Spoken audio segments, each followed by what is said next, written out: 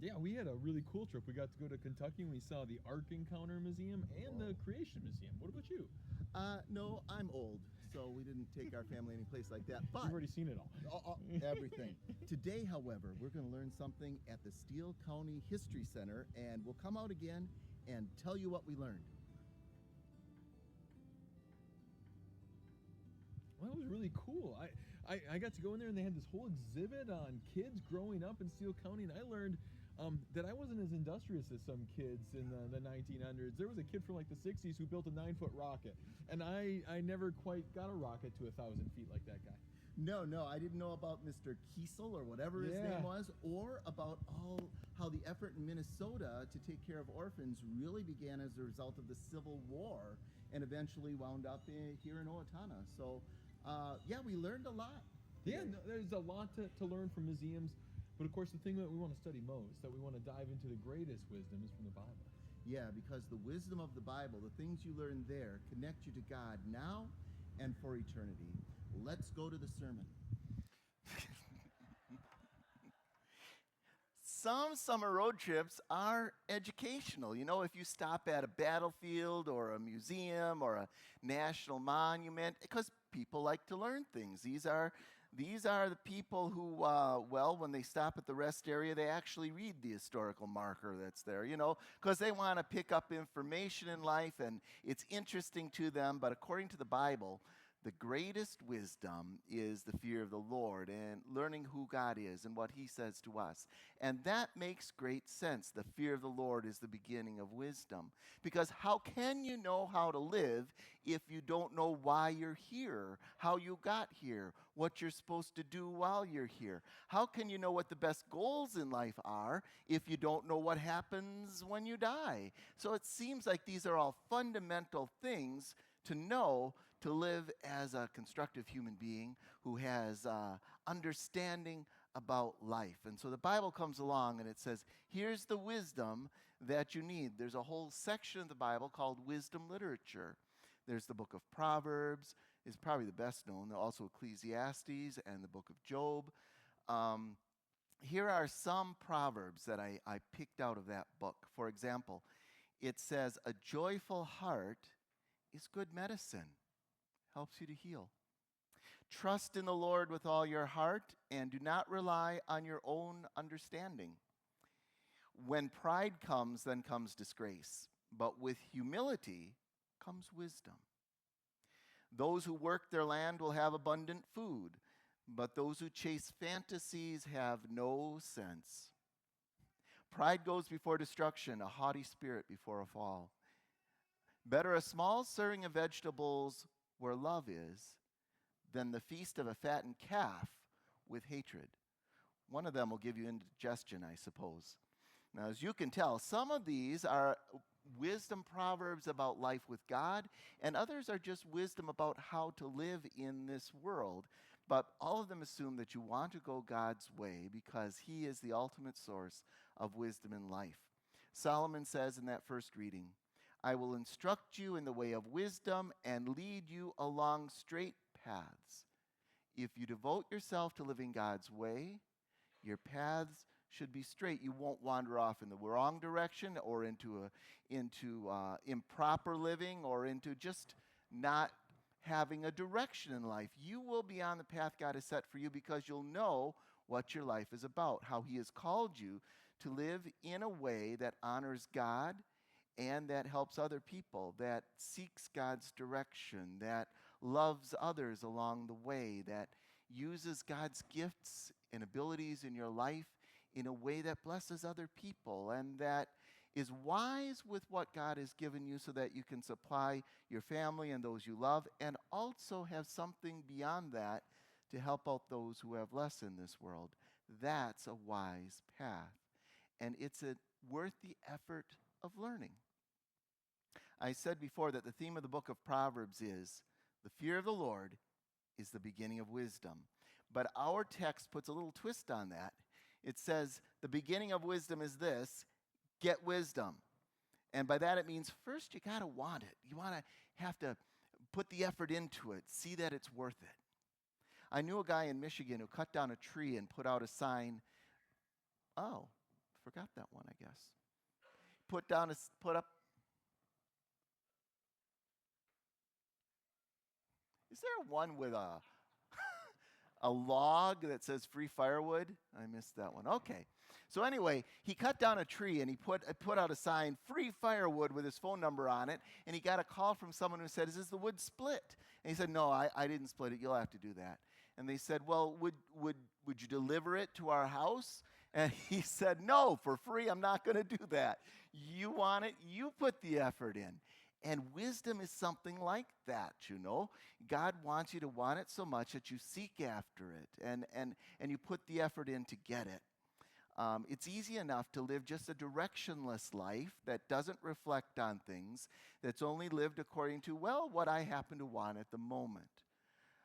I knew a guy in California who was very skilled in computer science, and this was in the late 80s when that was a really desirable skill. Companies wanted it.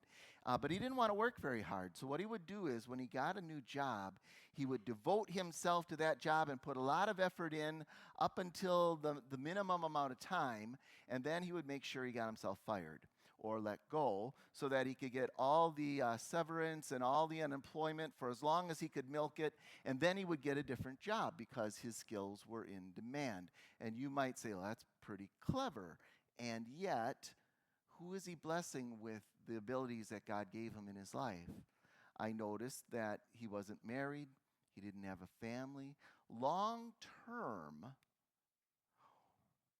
was that the way of life that would end up being a blessing? The book of Proverbs warns against taking the easy path over and over again. Also warns about taking the illicit path. It says, ill-gotten gains do not benefit, but righteousness rescues from death. There are ways in life that maybe don't look so bad at the beginning. Something's telling you this isn't quite right, and they can often lead you down a path that, they can cost you everything. And the Bible points to a better way. It says, better a little with the fear of the Lord than a great treasure and trouble with it. Or it puts it more concretely. It says, can you carry coals in your shirt? They used to fold up their robe like this to carry stuff. Can you carry hot coals and not burn your clothes? It's saying there are consequences, whether you see them right away or not. Actually, those words were spoken about faithfulness in marriage and the consequences and damage it does to people when they don't follow God's way. The book of Proverbs says, let love and faithfulness never leave you. Bind them around your neck. Write them on the tablet of your heart.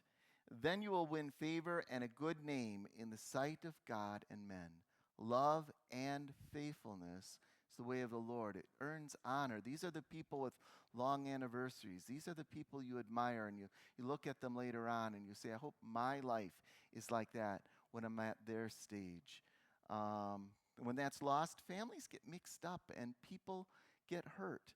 I don't know if you heard about the Chinese guy a few weeks ago that found out that his son was not biologically his and left him at daycare because he didn't want him anymore. Think of what happens to the kid. Or I knew a guy who fell in love with a woman, didn't marry her but moved in, and then helped to raise her daughter as his own, loved her like his own daughter until the relationship changed and they broke up. And then guess what happened? He lost that person. He had no legal rights that he had as a daughter, was totally cut off. His parents lost a granddaughter. She lost the only father she had ever known, all because people were not following the way of the Lord on this. God isn't trying to limit our freedom. He's trying to point us to the best way in life, as well as to create the most stable kinds of families where children can grow up secure. And as adults, our consequences don't just visit us, they visit other people as well. And I do believe that the best way to tell whether someone is going to live in faithfulness by the way of the Lord after marriage is to see that they do that before marriage too. Of course, Jesus points out that no one can claim the high ground in this area of life if you consider thoughts as part of faithfulness. We've all broken the commands of God in thought and word and deed, and we are saved by grace alone, by the only one who ever lived a perfect life, Jesus Christ, who died for us. But as scooping hot coals into your clothing burns your clothing, or the next line of that verse, as stepping on hot coals burns your foot, as my aunt once learned barbecuing barefoot, you should never do that, stepping on one of the briquettes.